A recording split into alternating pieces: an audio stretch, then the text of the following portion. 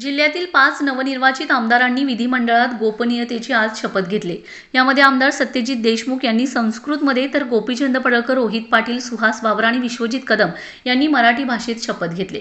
शिराळा विधानसभा मतदारसंघाचे भारतीय जनता पार्टीचे नवनिर्वाचित आमदार सत्यजित शिवाजीराव देशमुख मुंबई विधान भवनमध्ये आमदार पदाची गोपनीयतेची शपथ घेतली.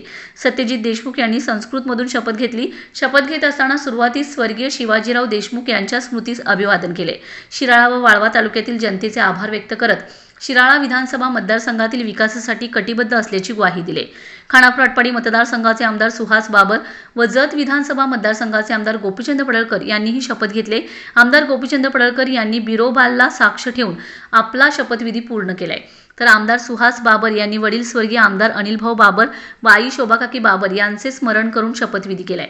युवा नेते रोहित पाटील यांनी देखील स्वर्गीय आराराबा पाटील यांच्या स्मृतीस अभिवादन करून गोपनीयतेची शपथ घेतली. काँग्रेसचे नेते विश्वजित कदम यांनी देखील आज शपथ घेतली.